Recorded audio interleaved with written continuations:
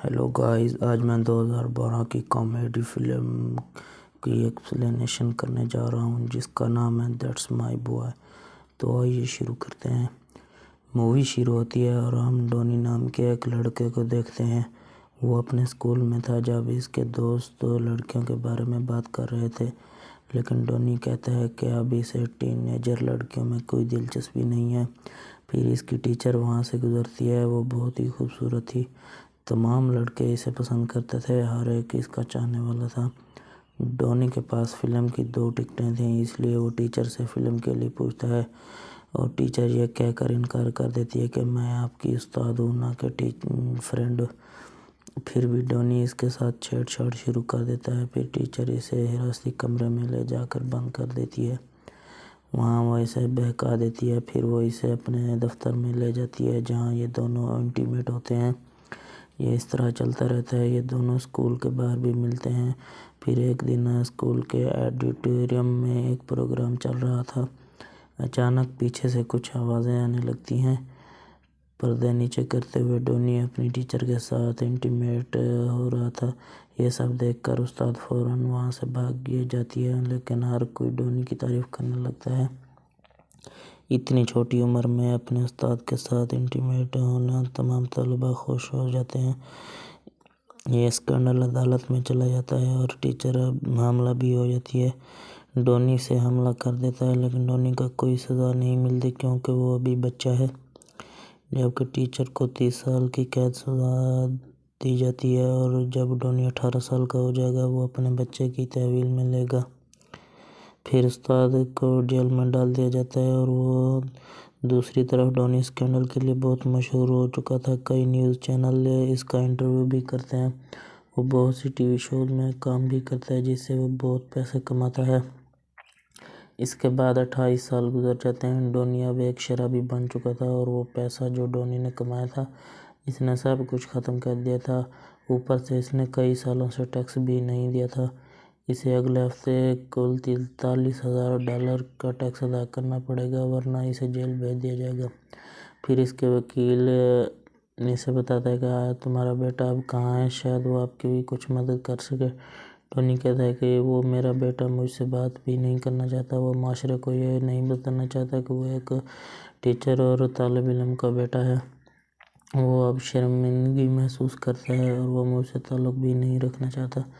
وہ میری مدد نہیں کرے گا۔ پھر اس کا وکیل اسے یہ آئیڈیا دیتا ہے کہ اگر وہ چاہے تو موٹے لڑکے سے شرط لگا سکتا ہے اس سال کی میراتھن میں، اور اگر موٹا لڑکا جیت جاتا ہے تو $20,000 لگانے سے اسے $16,000 ملیں گے جسے وہ کر سکتا ہے۔ ڈونی آئیڈیا کو پسند کرتا ہے اور وہ موٹے لڑکے پر $20 رکھتا ہے۔ اس کے علاوہ ڈونی کچھ اور پیسے کمانا چاہتا تھا، چنانچہ وہ ایک پروڈیوسر کے پاس جاتا ہے جس کے ساتھ اس نے پہلے کام کیا تھا، لیکن وہ اسے دینے سے انکار کر دیتا ہے کیونکہ ڈونی پہلے مشہور تھا لیکن اب اسے کوئی نہیں جانتا۔ ڈونی پھر بھی درخواست کرتا ہے۔ پھر پروڈیوسر کہتا ہے ڈونی کا اپنے استاد اور بیٹے کے ساتھ دوبارہ اتحاد ہوگا اور انہیں ٹی وی پر دکھایا جائے گا۔ بدلے میں ڈونی کو $50,000 ملیں گے۔ ڈونی راضی ہو جاتا ہے اور اپنے بیٹے کو تلاش کرنا شروع کر دیتا ہے۔ وہ ایک کلب میں بیٹھا تھا جب اس نے ایک میگزین میں اپنے بیٹے کی تصویر دیکھی۔ اس نے اپنا نام بدل کر ٹوڈ رکھ لیا۔ اس نے سب کو بتایا کہ اس کے والدین ایک دھماکے میں مارے گئے تھے۔ وہ اپنے حقیقی والدین کے بارے میں کسی کو کچھ نہیں بتانا چاہتا تھا۔ وہ اگلے ہفتے شادی کرنے والا ہے اور اس کی منگیتر کا نام جیمی ہے۔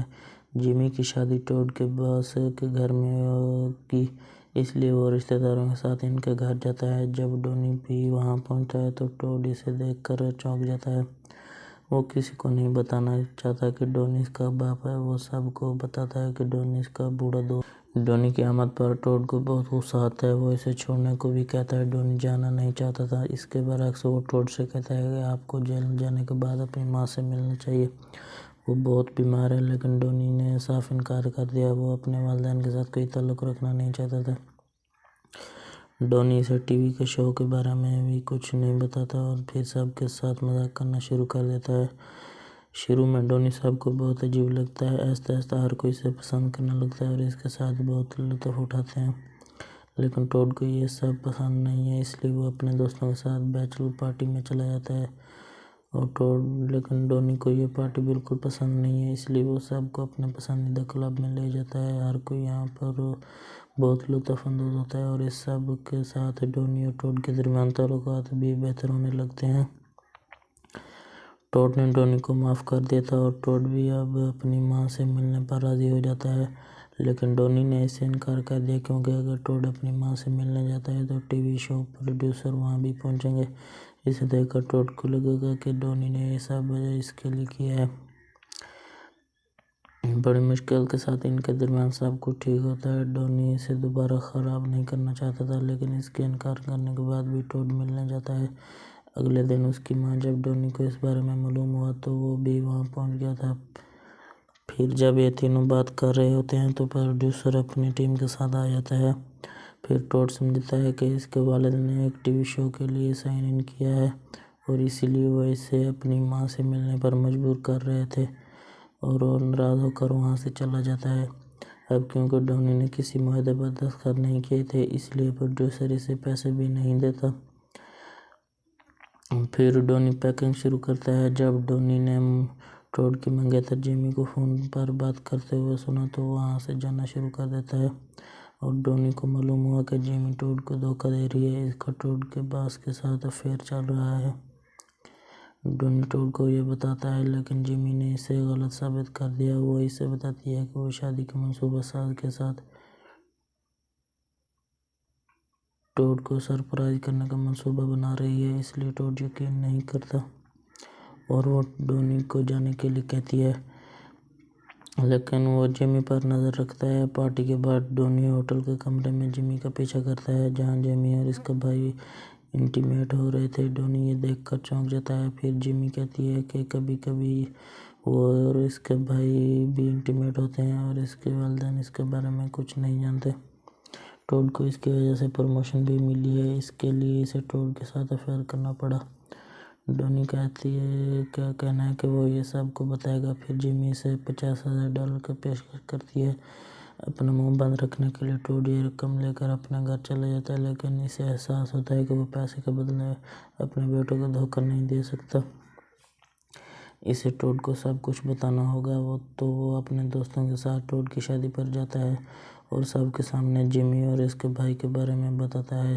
جیمی بھی قبول کر لیتی ہے تو ٹوڈ نے اس شادی کو توڑ دیا۔ وہ سب کے سامنے ڈونی ڈیڈ کو پکارتا ہے اور اسے گلے لگاتا ہے۔ پھر ڈونی اپنے دوستوں اور ٹوڈ کو کلب میں لے جاتا ہے۔ پھر ٹوڈ ڈونی کو بتاتا ہے کہ وہ ڈونی کا ٹیکس ادا کرے گا، لیکن ڈونی نے انکار کر دیا۔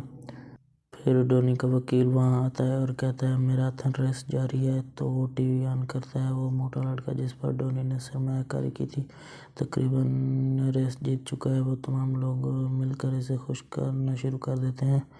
ڈونی بھی $16,000 جیت جاتا ہے اور فلم یہاں پر ختم ہو جاتی ہے۔ دوستو